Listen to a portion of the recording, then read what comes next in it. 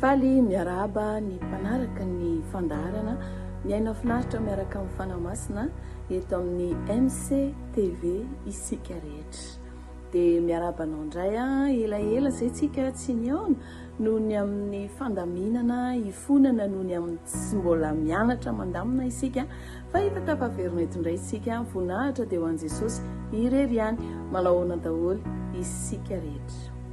Nisy fotoana ary Jesosy sy ny mpianatra dia niaraka nidinidinika izy ireo niresadresaka ny amin'ny hoe ahoana ny amin'ny fiverenanao Jesosy ary ahoana ny ahafantaranay rehefa hoe ho tapitra izao rehetrarehetra izao. Ao amin'ny filazantsara Matthieu 4:20 no misy an'izay resadresaka izay.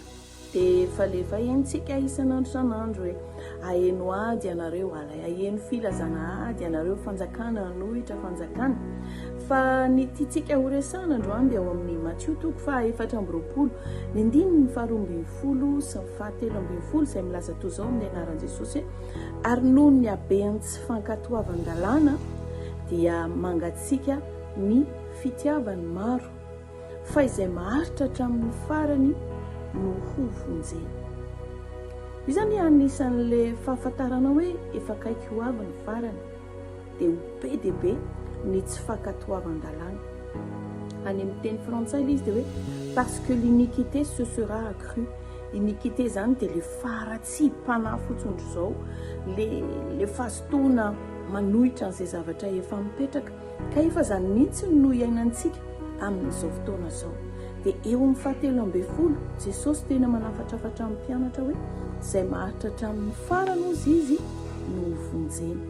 Amin'ny andro farany ohatr'izao be dia be ilay tsy fankatoavan-dalàna ambamboarina arak'izay fisainan'olona ny zavatra rehetrarehetra hozy izy Andriamanitra hoe izay maharitra hatramin'ny farany rehefa kaiky ho avy ny farany dia ireny no vonjeny. Miafatra Andriamanitra antsika izao ilay farany.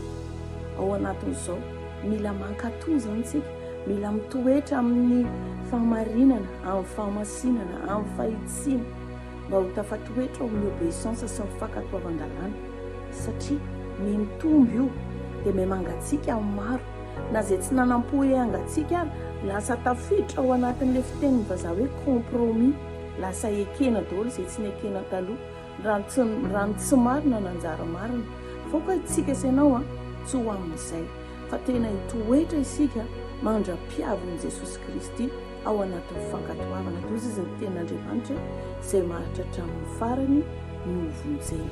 Dia samy hitahian Jesosy isika rehetra atao amin'ny MCTV feno voninahitra.